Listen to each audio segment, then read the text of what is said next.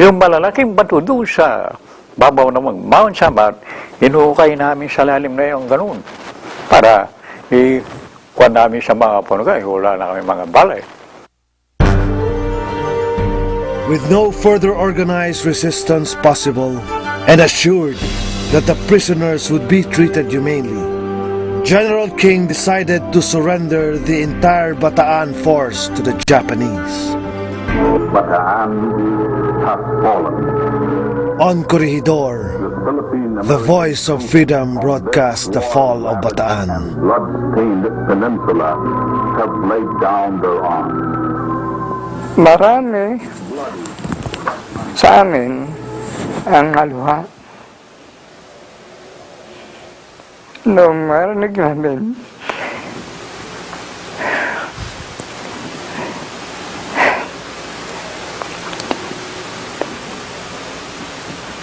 yung broadcast na yan, ano magagawa namin? Talagang ganyan. It was only after the fighting stopped that the Japanese realized that they had more than 66,000 Filipino soldiers and over 10,000 American troops as prisoners of war.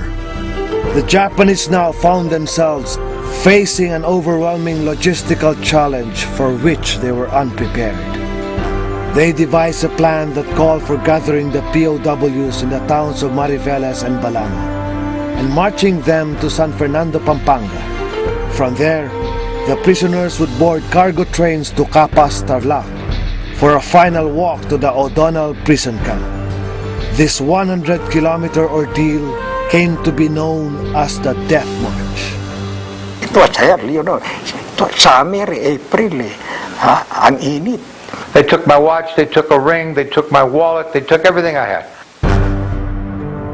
Some prisoners never even made it to the Death March, but their fate was no less tragic.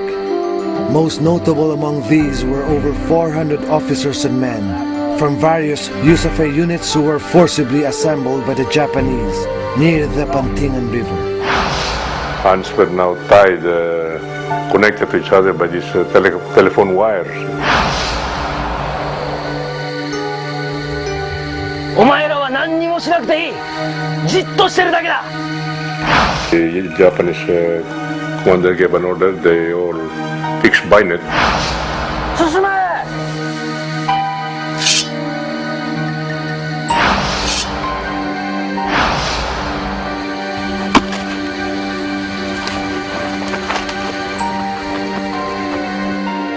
The Death March took its toll on the rest of the POWs.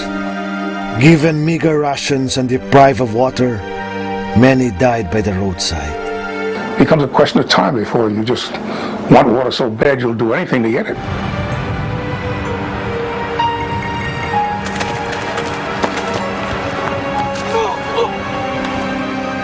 Some who fell out of line or delayed the march were simply bayoneted by their Japanese captors.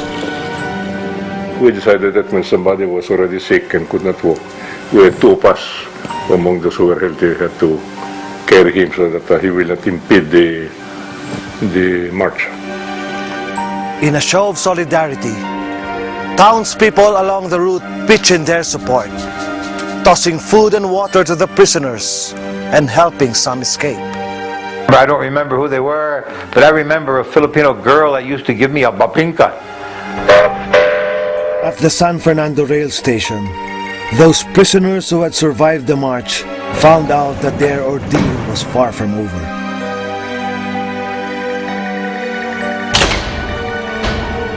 And they packed us into these cars, 100 or better to a car. And they were little cars to begin with, no air. In that car alone, where I was at, men died standing up and had no room to fall down. In sum, more than 15,000 Filipinos and Americans are estimated to have died or escaped during the Death March. The fall of Bataan now left Corregidor isolated. Yet to the surprise of the Japanese, the valiant defenders of the rock continued to hold out. The common feeling of all the people that I was with that we were going to fight to the end, like the Alamo. You know, we would fight until we were all gone. Elsewhere in the archipelago, other Filipinos continued to defy the Japanese as well. Among these courageous patriots was Supreme Court Chief Justice Jose Abad Santos, who refused to collaborate with the enemy.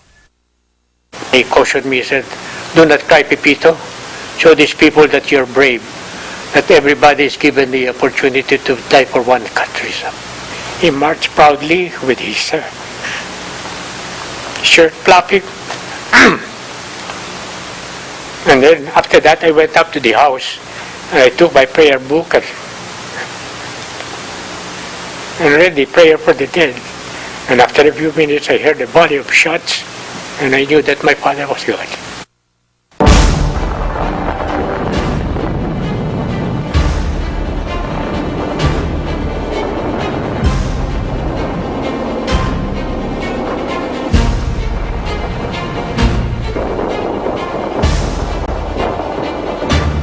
After a month of daily heavy bombardment, the Japanese finally launched their invasion of Corregidor on the night of May 5, 1942.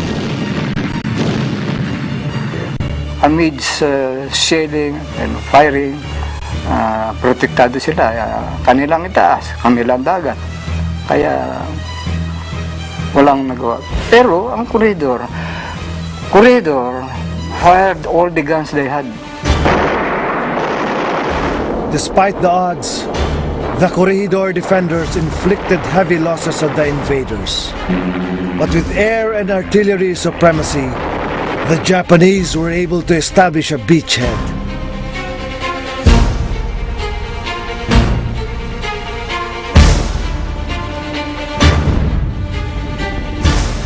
With enemy tanks on the island and the hospital in Malinta Tunnel at risk, General Wainwright was forced to surrender. It was May 6, 1942, 27 days after Bataan had fallen.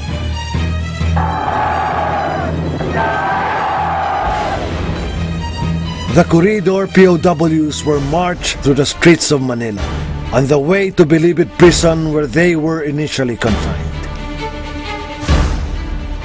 Eventually, the defenders of Corregidor were taken to Camp O'Donnell to join their comrades from Bataan. Ang buhay pala doon. Anak no, hopeless. Because in our barracks where we were assigned, we were about 200. In a barracks that can accommodate only about 100. So, just terrible.